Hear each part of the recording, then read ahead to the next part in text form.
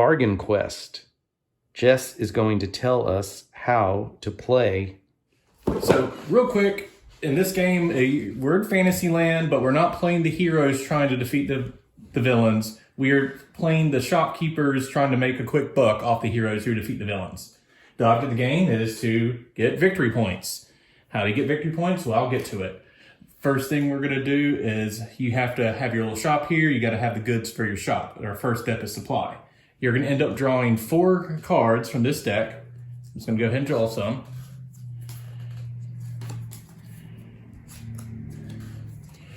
And you're going to end up drafting. Basically, you're going to select one and then pass the rest around until you end up with 4 cards. Now, each card has different things on it. It has how much it costs. These icons indicate what kind of heroes can use it. This heart indicates how valuable it is to heroes, how much they want it. And then this text gives what it actually does. And that varies. Obviously, the shield gives you armor, so forth and so on. So you're going to end up, I'm just going to pretend that these are the 4 cards I end up with somehow. All right, so now we're going to go to display. This is where you have a display area in your shop. You're going to select one of your cards, and you're going to put it face down. Then when everyone puts their display in there, everyone reveals it. Now, the purpose of this item is not to sell because it's in your display. The purpose of this item is to lure in our heroes.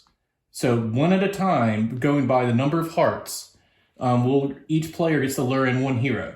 The hero that you lure has to have an icon that matches the icon on the item. So for example, with the Cursed Elixir, anyone can want a Cursed Elixir. But if I chose the Chain Vestment, only someone with this icon, the Priest icon, would be able to come to my shop. In addition, obviously, the more hearts, the better, because the hearts determine who gets first pick. And you could end up not actually having the right icon, at which point you get the dregs or whatever is left over. All right, so once you get a hero, we're going to assume that I chose this, and I ended up getting the Valkyrie to come to my store. We are now at the shopping phase. This Valkyrie wants to buy some loot, and she has 20 smackaroos in which to buy it, which I won't. I can sell her basically either items matching this or items matching that. So I basically could sell her the heavy shield and a Cursed Elixir for $15. She would have 5 left over, and I would get 15 for myself. Hooray. Now, once everyone has sold all their goods, these heroes are going to go on an adventure. She's going to go fight the Goblin Chief. First, she's going to get dealt a random card.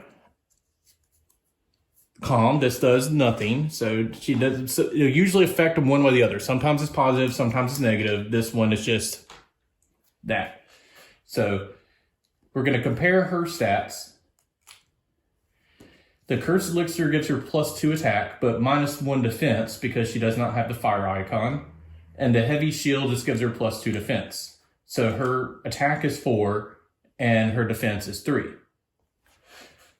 Now, the Goblin here has a defense of 3 and an attack of 4.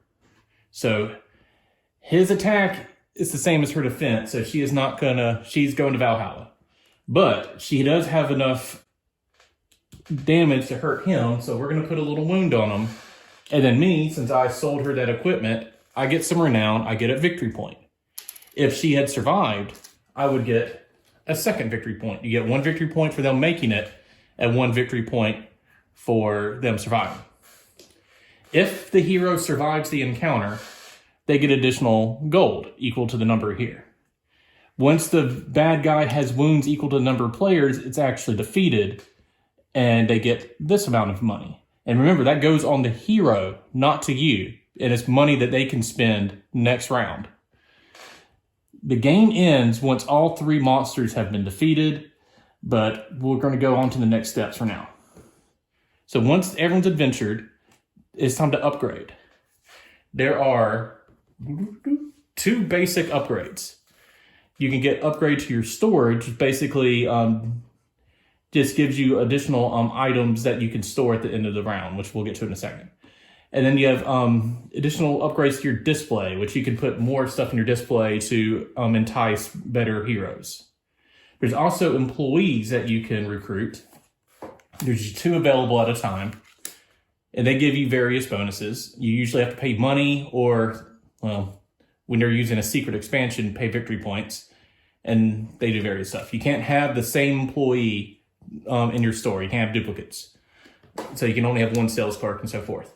If you're playing with the secret expansion, there's also Black Market, which lets you get additional special cards to your hand during the draft phase. Again, that's expansion. You don't have to worry with that if you don't want to.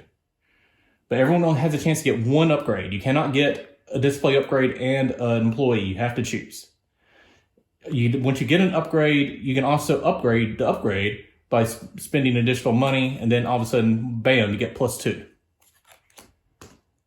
And then once every player upgrades, we go to storage, where you get to take 1 card that's left over in your hand, and you just save it for next round. And that's it. We go through the game. Once all 3 monsters have been defeated, the game ends. We do final scoring. Obviously, you get victory points for every victory point. You also get victory points for every 10 money you have at the end of the game. And that's basically that. Thank you, Jess. Very concise, thorough explanation. Thank you for watching. Please like this video and subscribe to my channel.